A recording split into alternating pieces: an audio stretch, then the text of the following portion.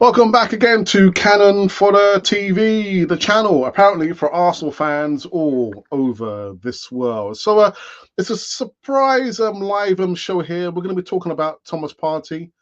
I've just read some news about him come over the last few hours. We might be talking about some transfer news, possibly, but we're definitely going to be talking about what's happened to Arsenal over the last few games. I mean, Liverpool, West Ham, Fulham. Has Mikel Arteta, has he lost the changing rooms? Has he lost the players? Or is it down to his tactics? Do the players look void of reasons or of ideas? Is it down to him or is it down to the players? We're going to get into this one on the other side of this music intro.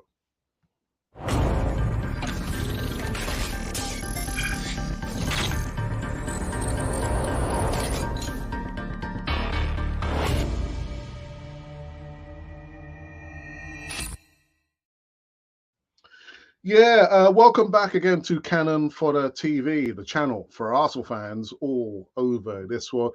And I've got to wish each and every one of you a happy new year or new year. I was kind of told off in a live chat when somebody's ranting and raving about Arsenal, Mikel and Arteta.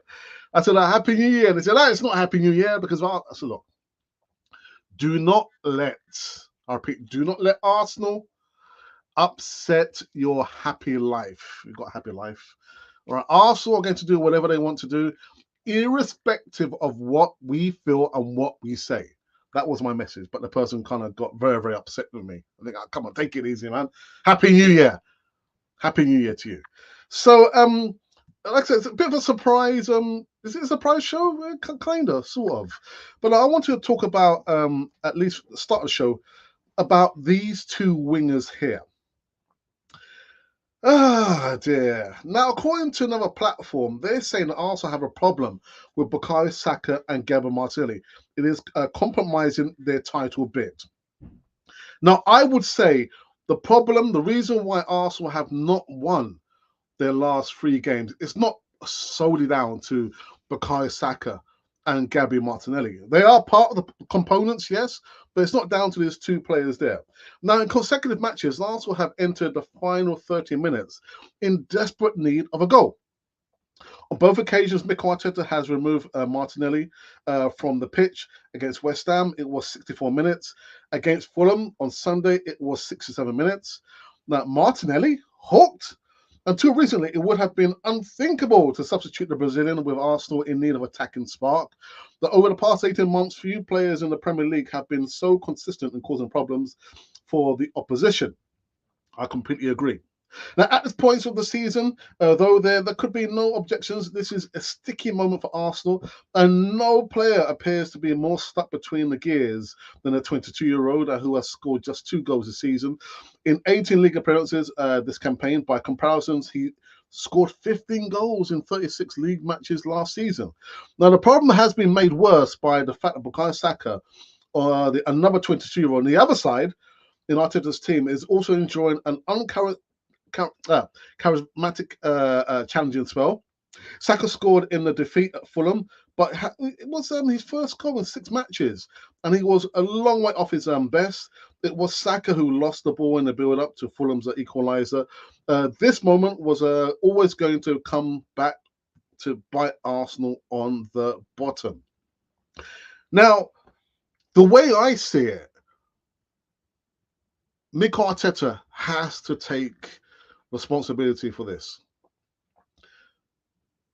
I would say other teams have sussed Arsenal out. That's quite apparent to me. Low blocks, we just struggle playing against low blocks. I'm not sure, when you see and when you know a team's going to play with low block, why can't we change it up? Go direct. Go direct, because that's what West Ham did. Low block, beat us on a counter-attack, but it was so direct. Arsenal, and I love the fact that we've changed our style of football, but it's no use if we play beautiful football, but we're not able to win major honours. That beautiful football, consign it to the locker. We don't need to see that. What do we need to see is gritty performances, getting the wins, because without the wins, we can't win the major prize. So Mikel Arteta has to go back to the drawing board. I know it's going to be a big ask because he can be quite stubborn, very stubborn and quite arrogant as well. And we know he struggles with certain characters, Guendouzi, Aubameyang, and Ozil, and those kind of players there. But it's going to be a massive come down for Mikel Arteta to say, actually, you know what? Let me go back to the drawing board and let me think about different tactics. Because I question why we are not able to modify, change our approach. Because all the other teams do not play the same way in the Premier League. They don't play the same. It's obvious. So why are we not able to, change our approach to a low block, to a team that's just not low block, going to beat us on a counter attack? Why can't we do that? That's down to the manager. Now, I'll get back to the main point about Bukayo Saka and Gabby Martinelli. Teams know how we're going to play with those two wingers. They're going to be hugging the line. They're going to try and take on the fullback, cut it back, maybe come back in again. Because this season, Ben White, what's happened to the overlap? There is no overlap. No overlap. So we come predictable. And that's what has happened to Arsenal. We are still predictable. This time round, our teams have sussed us out. The manager must be able to read the lines, read the signals. What's happening? Change the tactics, modify our approach. We're still not good enough to blow teams out of the water anymore. We're not that good enough. So this lays at Mikel Arteta's door. Gabby Martinelli, he's struggling. Of course he's struggling. Bukayo Saka is struggling. Of course he's struggling. So what should you do? Change things up. If players are off form, then you actually no, we can't do that. We can't drop Bukayo Saka, because who's going to come in there? We've been saying for the last 2-3 seasons that Bukayo Saka needs competition on that right side of the wing. Now Martinelli, on the other hand, does struggle against the low block. Why can't we put him more central, or play a Trossard on the left-hand side and allow Martinelli to kind of drift into the center? Again, tactics. Whatever you see being played out in front of your eyes, look at the tactics, change it up. And the problem is plan A, plan A, plan A, plan A. What about plan B and plan C? We don't have a plan B or plan C. So I understand what the report is saying there, about Martinelli, only 3 goals. Compared to last season, scored 15 goals. Bukayo Saka, he's not cutting it. He's not cutting it. And I understand, we have this love for the star boy, but when the star boy is not performing, what should happen? He should get taken off. He should be dropped because he's off form. He's off form. And so is Gabriel Jesus. And so is Martin Odegaard. We are thin in numbers. I get it. I understand it. Which is why the January transfer window is important to us. Now, I'm going to get to talk about Ivan Toney. Again, someone reminded me that your manager, has mentioned something about Ivan Toney. So I'm not going to talk about Ivan Toney just yet. Okay, so that's the first thing I actually wanted to talk about. There was a lot more information about this report, going in hard on Bukayo Saka and Gabby Martinelli, but I'm thinking it seems like we're not able to talk about those players. I mean, I'll talk about those players, but as a whole, it's like you can't talk about that player because you're marked as being toxic. You're not a supporter of Arsenal. Well, if it means that, then I'm going to talk about those players. Starboy, yes, Starboy, wonderful, but if the Starboy's not performing, you've got to drop them. Gone off form, you have to drop them. That's down to Mikel Arteta. Right, so actually, I think what I will do, I will talk about Ivan Toney. Where's Ivan Toney? Here's Ivan Toney. Listen, Arsenal are going to struggle to sign Ivan Toney in the January transfer window. is towards the top of. So we know he's been a top target over the course of 12 months. But the Gunners have been heavily linked with the Brentford forward in recent weeks, and Tony is said to be really excited about the prospect of joining the North London club. However, the Mail sports chief reporter Sam McCovey has stated that it may be harder than expected for Arsenal to sign Ivan Toney, who's been sidelined serving, we know, the 8-month ban, but etc., etc., etc. But on top of that, Brian Mbueno is out, isn't he? He's out. So, Brentford manager Thomas Frank, had confirmed that Brian Mbueno had undergone ankle surgery following an injury sustained in the defeat to Brighton, and is set to be signed for up to 12 weeks. The Cameroon striker will also miss the African Cup of Nations, which starts actually now in January. Brian is a positive guy. He will come back stronger, Frank said. He's has a really good mindset. So you look at that. This guy here, Ivan Toney won't be coming, because if you look at it from our perspective, all right, just say, for example, that Gabriel Jesus was a top striker, banging 20+ goals, all right, but he was injured. And we've got maybe another striker who's probably not as good as Gabriel Jesus. But there's been talk about him being linked to another club. Would you let Gabriel Jesus go? No, you wouldn't. And it's the same thing with Brighton, Brentford. They're not about to sell Ivan Toney. I have heard figures of 60, 70 million pounds. I said from the beginning, they put that price tag on him because they do not want to sell Ivan Toney. They don't want to sell him. So with Brian Mbueno out for up to 12 weeks, which manager would sell their prize asset in Ivan Toney? Ivan Toney would not be coming to Arsenal. Now, it's not about hindsight. Hindsight is a wonderful thing. But when you've seen the course of, a season and a half that we've been linked with, sorry about that, and you can see that we've needed a striker who can guarantee 20+ goals. It should come as no surprise now. It's no surprise now that we've arrived at this point without even considering. We've arrived at this point without even have brought an out-and-out striker. So again, this is down to Edu, MIKEL ARTETA, and the board. All right, you can't tell me, the course of 38 games owning in the Premier League, you can't tell me you didn't foresee injuries. You didn't foresee, legit African Cup of Nations. I'll get to that with Thomas Partey. And you couldn't foresee suspensions. That's part and parcel of our game. So you've got to prepare for the worst case scenario. And it's just not been good. Not been good at all. So hey ho, Brentford, they won't be selling Ivan Toney. Maybe we could probably go for him in the summer of 2024. And by then we will know definitely that Arsenal would not have won the Premier League. That's it, market. It's 3:15 p.m. UK time. Yeah. 2nd of January, market. And actually, I said it before, Arsenal are not going to win the Premier League this time round. They're not going to win it.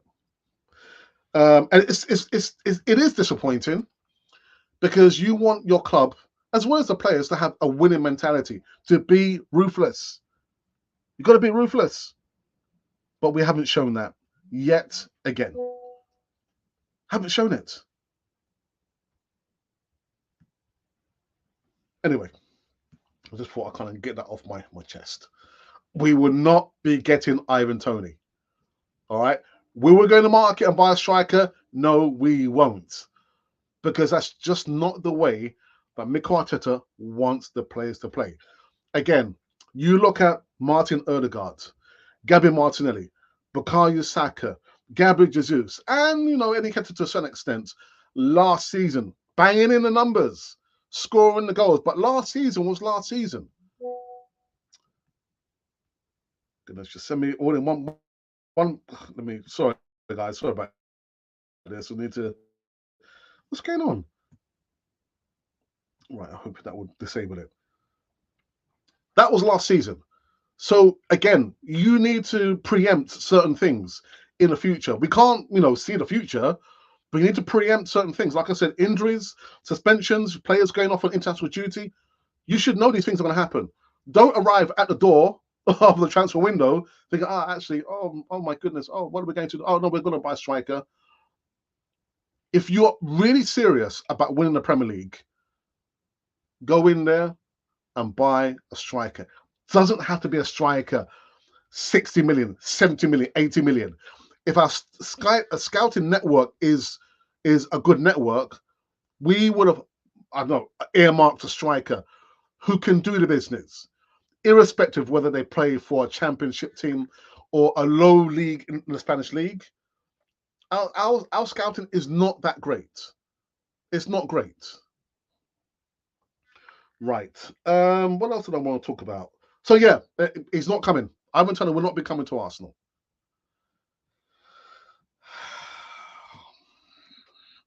Right. God, daring me, man. Anyway. Now, Thomas Partey, another much maligned player. Why? Because of his injury record, at least the time that he spent with us at Arsenal. Now, the 30-year-old is one of the Black Stars' most senior players. Yeah, Ghanaian, with 47 caps, and is a huge miss for the country as they look to win the competition for the first time since 1982. Yes. But Ghanaian boss Chris Houghton of Houghton opens up on why the Arsenal star, Thomas Partey, was omitted from the African Cup of Nations squad.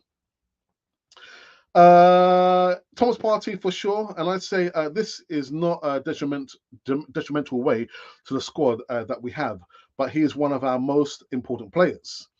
The ex-Brighton boss said, we know, and withstanding his injury, he certainly would be in the squad.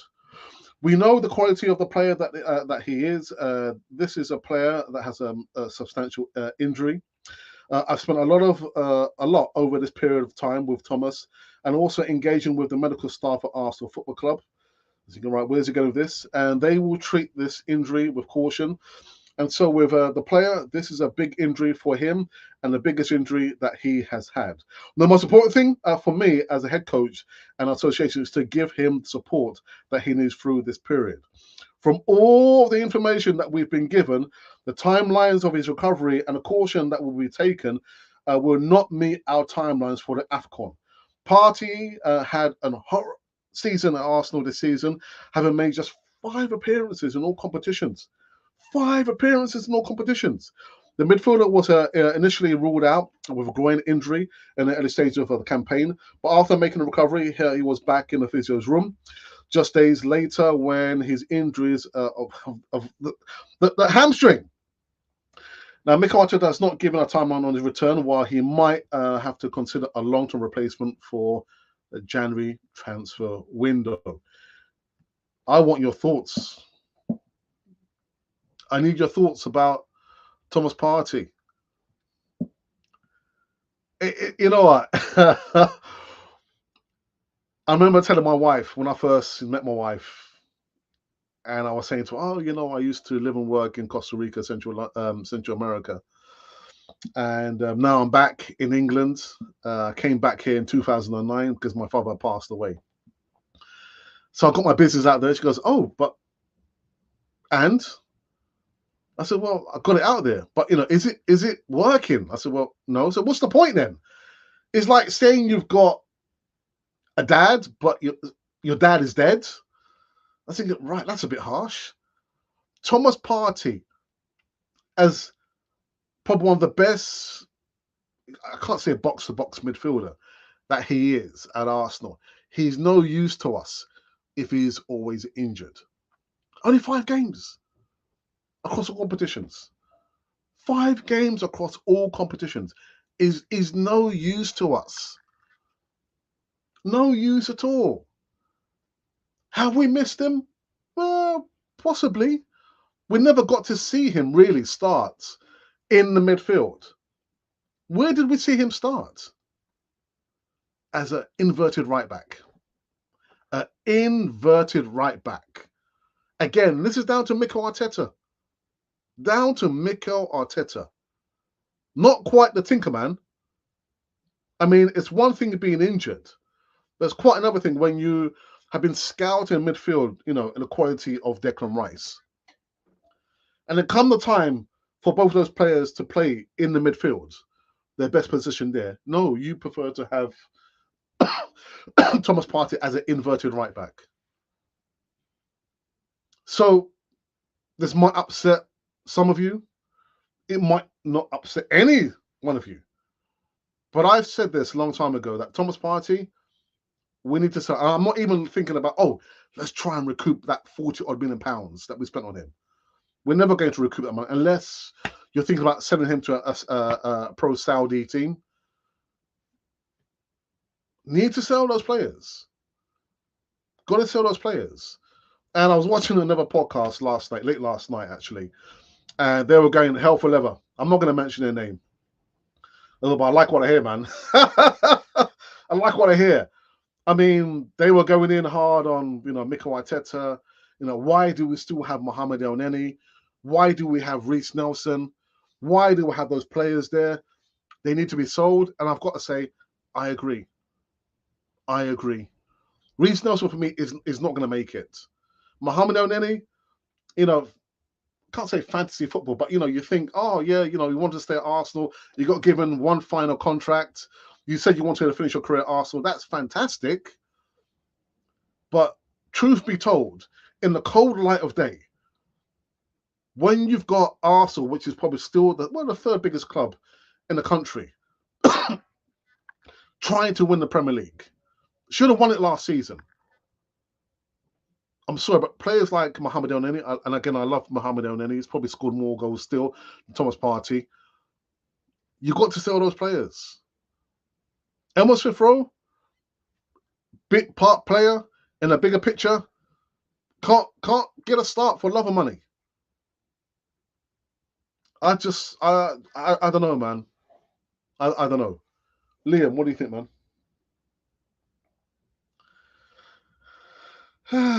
Dearie me.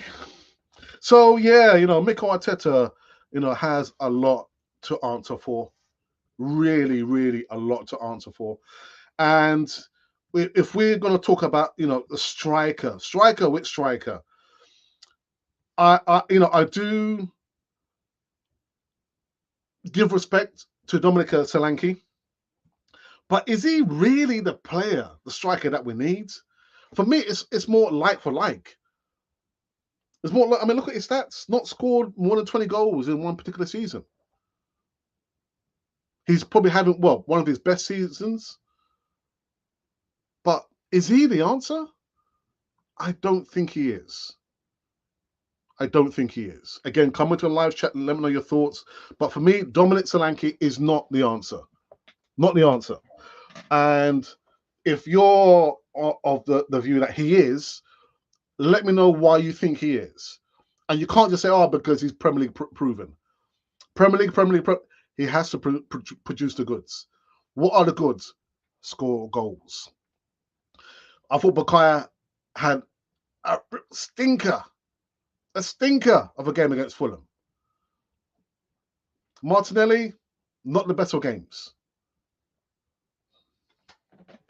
Come in the live chat and let me know your thoughts.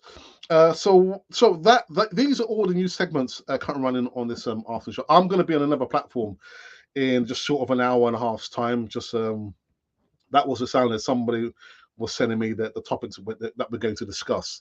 But MIKEL Arteta, and let me just quickly look at the this is the current table as it stands. All right, so you've probably saw the game yesterday, Liverpool versus Newcastle. It was a dive for me, actually. Diogo Jota, that was a dive, man. Aston Villa in second, 42 points. Man City, 40 points. Arsenal in fourth place with 40 points with 20 played. Denmark down the road on 39 points, just 1 point behind us, and then West Ham on 33 points. Now, when I look at this table here and how the season has gone so far, I would have to say, again, maybe you probably don't remember me saying this. when I look at how the season has gone so far this season, it's been more about no particular one team has dominated. Everyone's tripping up over themselves. And I think, call me harsh, that is why you see the likes of Arsenal there. Man City, they've got De Bruyne coming back. Erling Haaland's coming back. So they're going to build up ahead of steam, probably, 6, 7, 8 games run. Aston Villa, still an unknown quantity. We might end up in the top 4, which means they'll get in the Champions League. But Unai Emery will not be thinking about, we're going to be just happy to be in the top 4. No, they'll be thinking about winning the Premier League. They will be thinking about winning the Premier League. And in regards to Liverpool, again, question mark, because now Salah, who missed a penalty, scored a penalty, then had an assist and scored another goal, is off now to the African Cup of Nations. But for me, it's more about looking at those teams there and seeing no one particular club is saying, right, you know what, we're going to go out there, we're going to win it. No, all the teams are, tripping up, each of themselves. You know what I mean? Not one team is dominating in the Premier League. And I understand that Liverpool are at the top, but things can change. Things can change very, very quickly. Right. Let me go into the live chat and just see who's coming to the live chat. And I've got Tony. Tony, Happy New Year to you, fella. I know you're not back at work. I'm not back at work. I don't even know where my new placement is going to be just yet. But Happy New Year to you. To you. New? Happy New York. Happy. Oh, all right. Okay. You mean Happy New Year? That's a good one. Whoops. What was I here? The German lad, Leverkusen, Victor Boniface looks good. I haven't seen him, so I can only go by what you're saying there. But I imagine he won't cost in excess of 70 or 80 million pounds, I think. Hey, Alex in the chat room. Assembled, Happy New Year to you, fella. I hope you are keeping well. There is no replacement out there for Partey, but we need improvements to Oneni and Jorginho. Well, Tony, why can't we just sell? I mean, again, I'm not looking at sell on value. He's occupying a space, not only him, but other players who are not going to catapult us to the Premier League. They're occupying spaces that probably, again, if our scouting network could do a proper job, get players who are going to fight and actually say, right, when we need to make some changes for the first team, the drop-off is not so substantial. And this is what we've seen. Still making 1 or 2 changes. The drop-off is quite substantial. But Reece Nelson, for me, is not going to make it. Mohamed Oneni, I think, rather than giving him 1 more year's contract extension, probably should have been sold. And then he could have been one of the coaches at Arsenal. So we've still got players occupying positions where surely if we're going to the market, did our homework, we could have probably had more quality there. Notice I haven't even spoken about Kai Havertz. I refuse to talk about Kai Havertz. An inverted right back is a 6er. Stop ignoring this fact. I'm not ignoring the fact, Tony.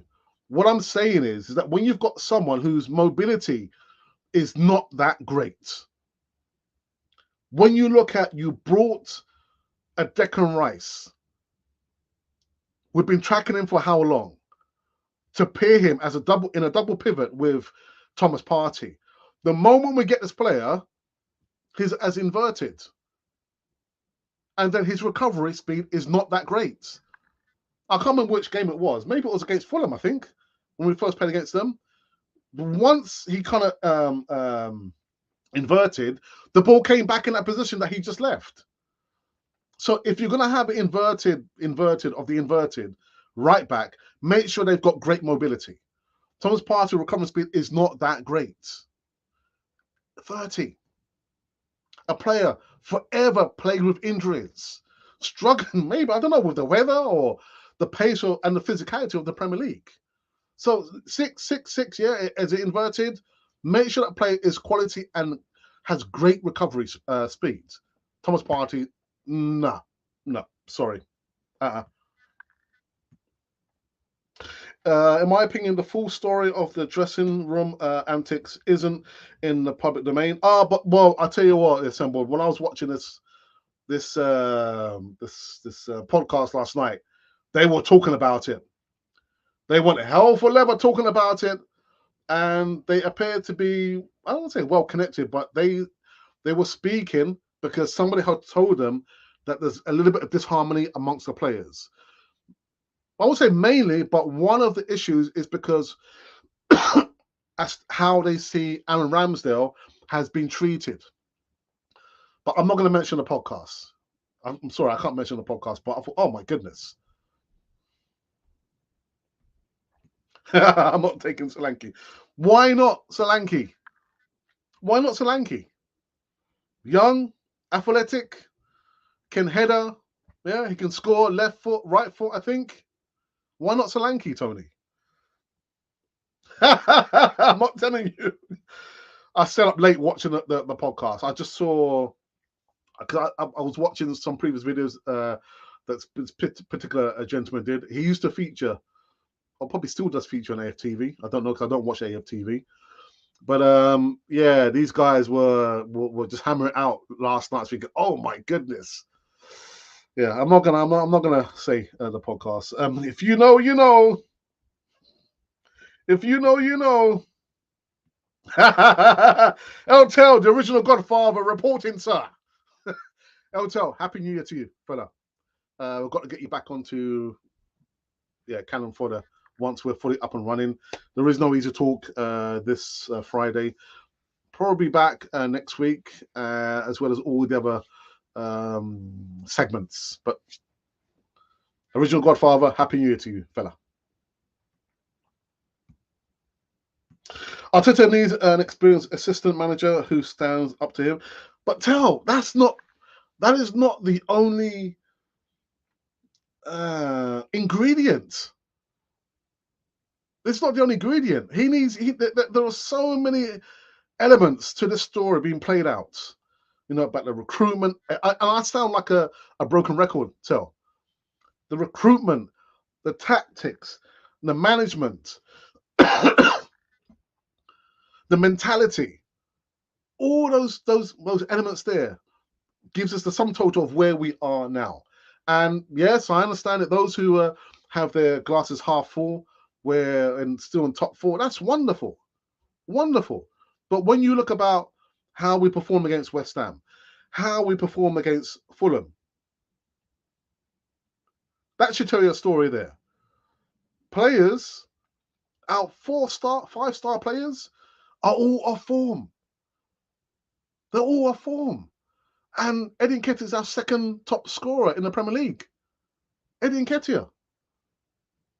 I'm not saying, sell Eddie Nketiah. If you're thinking that, then so be it. But to have a strong assistant, that's great, Tel. But the picture is so much bigger than this. Than that. If Arteta was to depart during this week window, the new manager couldn't buy anyone because of the FFP. Saliba, Martinelli, Saka would have to be a part of a fire sale to get money to spend allegedly to improve the squad. The other thing as well, they did speak about our number 29. Yeah, Kai Havertz. They just couldn't understand why we had to go into the window and buy a player at £65 million. I'm not going to get on that debate, but they spoke about so many issues. I think, oh my goodness, I forgot about this and I forgot about that. I did want to speak about very quickly about the goalkeeper situation, but like I've alluded to it, there is something that these guys said on their podcast, that there's some disharmony because of how the players feel about seeing how Aaron Ramsdale has been treated. There's a little bit of disharmony there. Again, I'm just going by what they told me. I mean, I've got no real source of information apart that. But Mikel Arteta, yes, he needs a strong number 2. But holding on to players, continue playing players who now are failing or out of form. We've seen this all before, Tel. We've seen this all before. Right. Have I done? Oh, there we go. Sorry about that.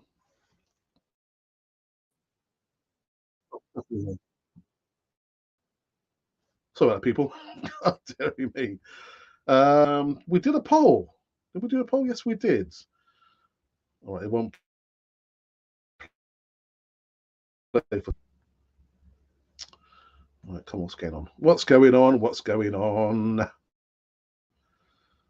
Right, I was hoping to see the poll here. Oh, right, here it is.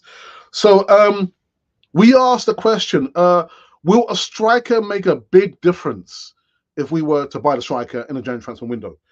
And so far, whoops, come on, we have had 11 votes.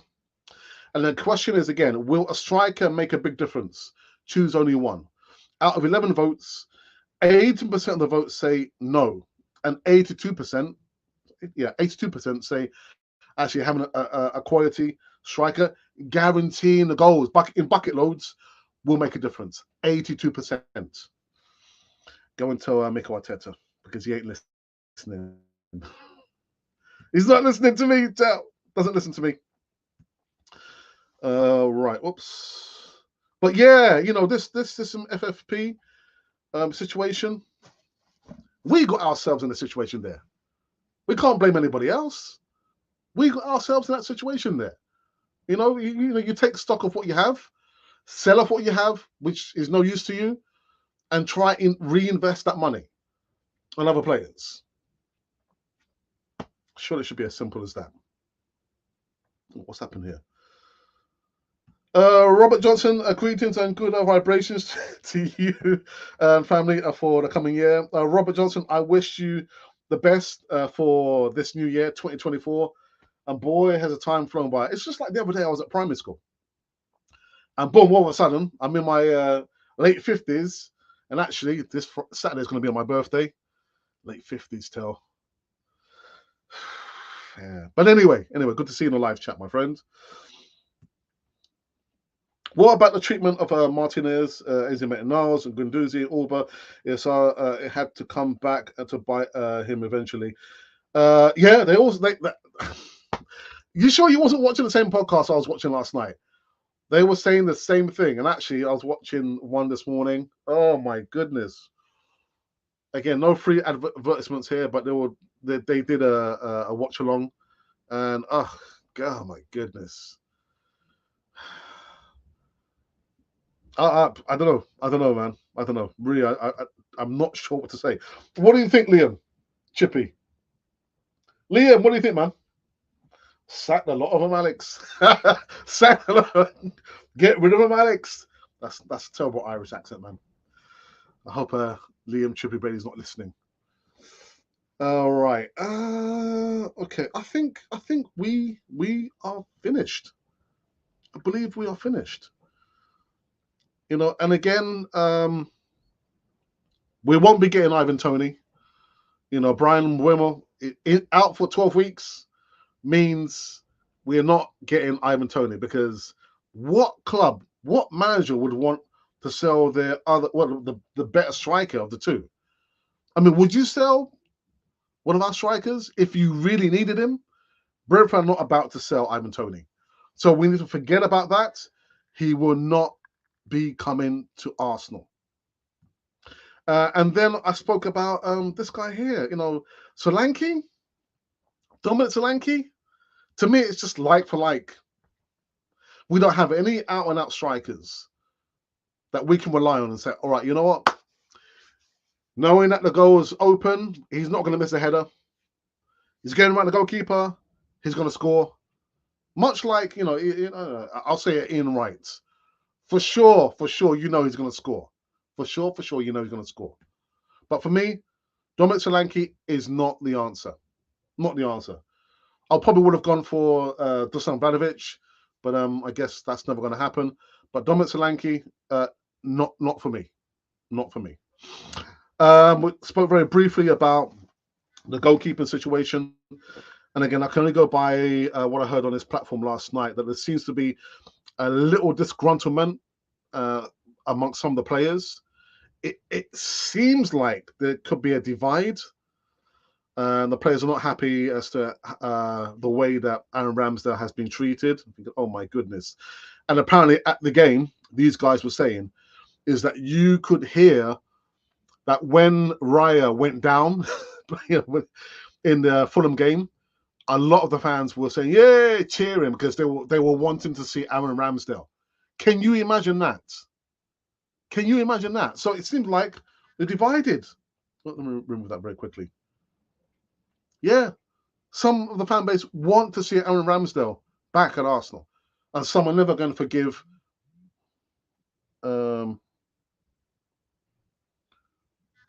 sorry about that. Yeah, MIKEL ARTETA for buying David Raya. To me, I look at it this way.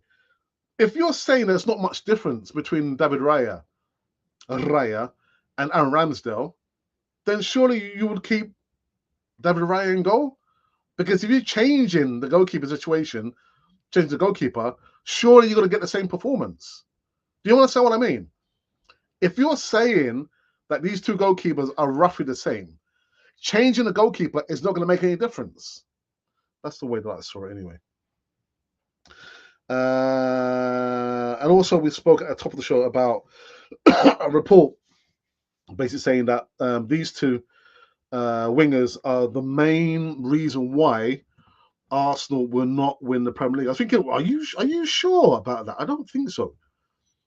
You know, Martinelli only scored 3 goals, I think, so far, compared to last season, ended up scoring 15 goals.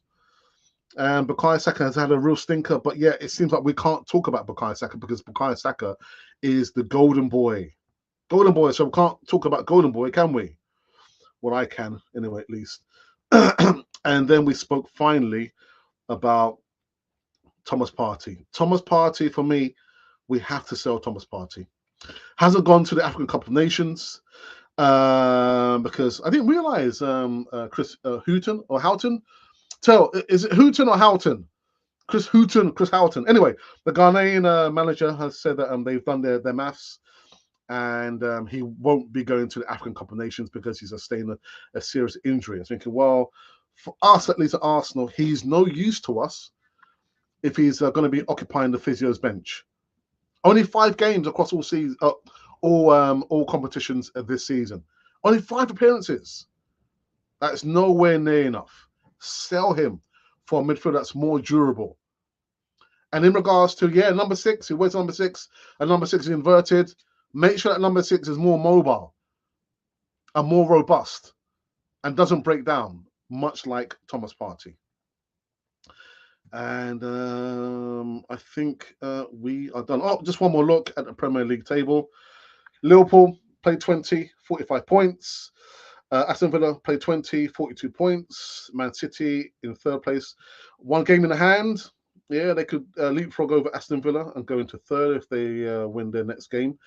And Arsenal sit in 4th place. Oh my goodness. Heavens to Murgatroyd. Heavens to Murgatroyd.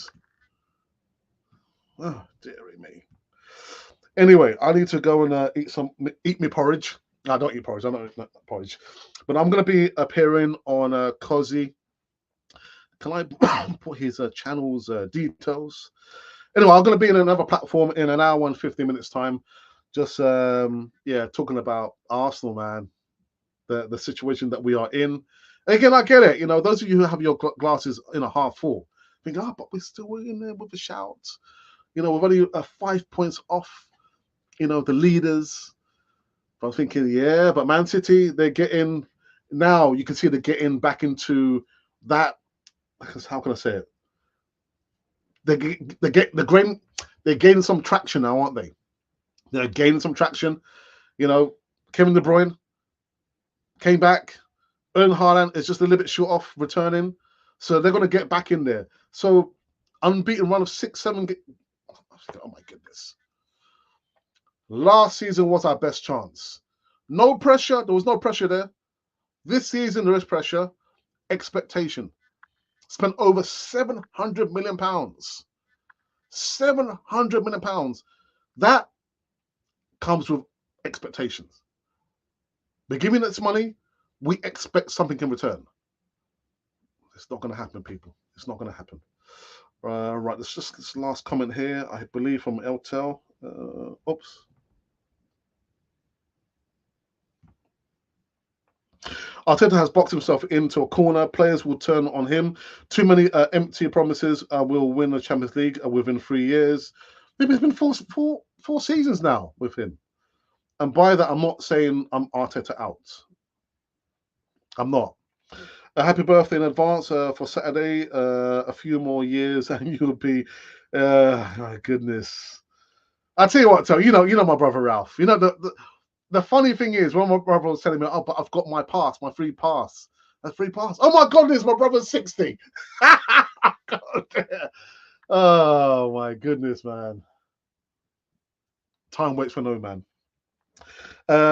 West Ham, the lower tier. No way is Cronky putting me in that box. Neither am I. I'll tell. Yeah, there you go. Momentum. Yeah, traction, momentum. Yeah, they're gaining momentum now, aren't they? All right, people. I'm out of here. I couldn't find the link for the other platform. The podcast I'm gonna be on in an hour and 10 minutes. Once I finish, I will put the link in there. Can I do it now? I can't do it now. But thank you for sharing time with me on Canon 4 in the Canon 4 TV village. The Canon 4 TV village. Do you know what I'm reading, Tel? I've been reading this again. Unai Emery. El Maestro, the teacher. He's got a few lessons to teach MIKEL ARTETA. Anyway, people, have a wonderful day, and I will be back possibly a little bit later, I think. I'll be back a little bit later. Yeah. I'll be back a little bit later. I might invite a guest or 2 or 3. But until then, this has been Canon Fodder, the channel for Arsenal fans all over this world.